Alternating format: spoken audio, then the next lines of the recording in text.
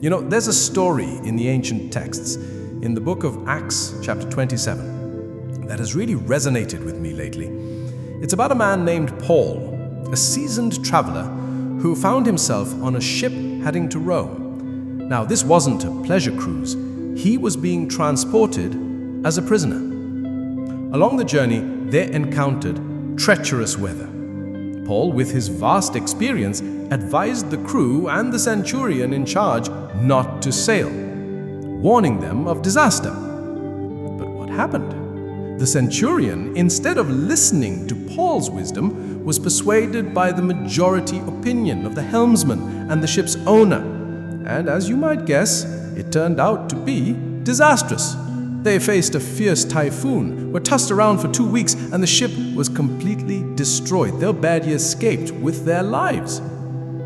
This story, though ancient, holds such a powerful message for us today. Why didn't they listen to Paul?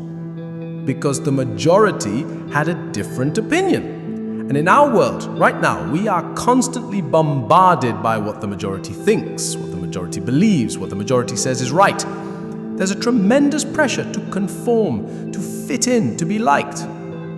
Think about it. Mark Twain, a man known for his sharp observations, once said, "Whenever you find yourself on the side of the majority, it is time to pause and reflect." That's profound, isn't it? Because groupthink can be incredibly intimidating. The popular ideas, the loudest voices, they can make us feel like we need to go silent. Or worse, compromise what we know to be true, just to avoid ridicule or to gain acceptance. There was a fascinating study done in the 1950s by a Harvard psychologist, Dr. Solomon Asch. He wanted to understand why people tend to go along with the majority even when they know the majority is wrong. He set up an experiment where participants had to identify the length of lines. Most of the group were imposters who were told to give the wrong answer. And what did Dr. Asch find? 75% of the time, the one naive participant would agree with the majority even when they knew it was incorrect. When asked why, they admitted they didn't want to risk facing ridicule. Their desire to be right was not as important as their need to be liked. Let that sink in for a moment. They were willing to compromise what they knew to be true for acceptance and approval. And that was in the 1950s, with just a few people in a room. Imagine the pressure now, with social media and constant connectivity, where we are linked with countless voices and opinions. It's even harder today to resist the pull of the secular majority when it conflicts with what we know in our hearts to be right and true. This means, my friends, that as individuals committed to living a life of conviction, we must be willing to be in the minority. In some circumstances, we might even need to stand completely alone. Are you ready for that? Are you ready to stand completely alone? The ancient wisdom of Galatians 1:10 puts it so clearly. For am I now seeking the approval of man or of God? Or am I trying to please man? If I was still trying to please man, I would not be a servant of Christ. It's a powerful challenge. We cannot be God pleasers and people pleasers at the same time. They are incompatible. Here in many parts of the world, we're accustomed to the idea that majority rules. We often assume that what the majority says must be right, what the majority thinks must be true, what the majority supports must be good. But that simply isn't always the case.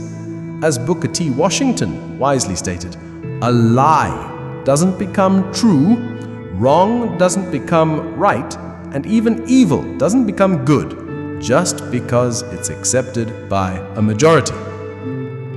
In fact, if you look at history, and certainly in the biblical narrative, the majority often gets it wrong. The majority laughed at Noah and drowned in the flood. The majority rebelled against Moses and died in the wilderness.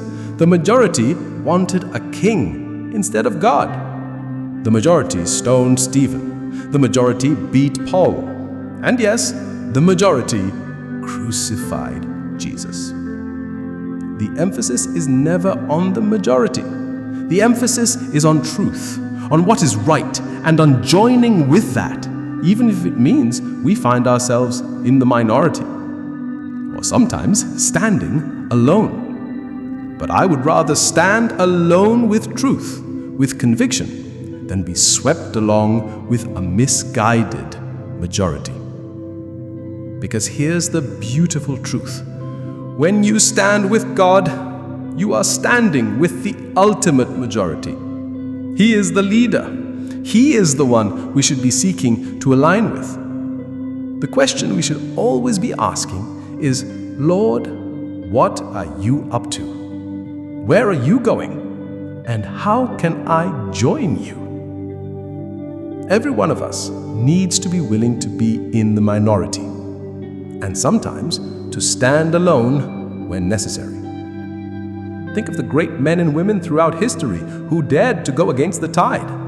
Abraham, Noah, Daniel, Queen Esther, the prophets, Mary, Paul, John, the apostles, and above all, Jesus himself. They were willing to stand alone for what was right and true. There's a warning given to religious leaders in Jesus' day.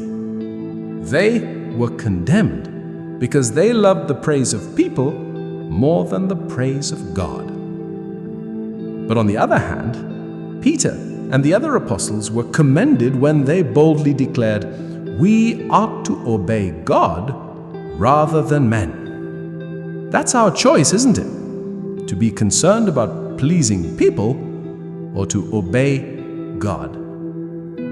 Proverbs 29:25 offers us this profound encouragement: "The fear of man brings a snare, but whoever trusts in the Lord shall be safe."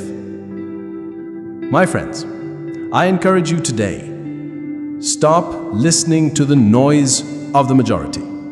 Start listening to the quiet, unwavering voice of truth. Be willing to do what is right, say what is right, and stand for what is right, even if no one else will. Be a God pleaser, not a people pleaser. And draw your strength from the ultimate source. As Hebrews 12 verses 2 and 3 reminds us, let us fix our eyes on Jesus, the author and finisher of our faith, who for the joy set before him endured the cross, scorning its shame, and sat down at the right hand of the throne of God. Consider him who endured such opposition from sinful men, so that you will not grow weary and lose heart. Let us always remember Jesus, how he lived, how he died, how he gave his life for us. May that motivate and inspire us to always honor him and please him, even if it means standing alone. Because when you stand with truth, when you stand with God, you are never truly alone. Thank you.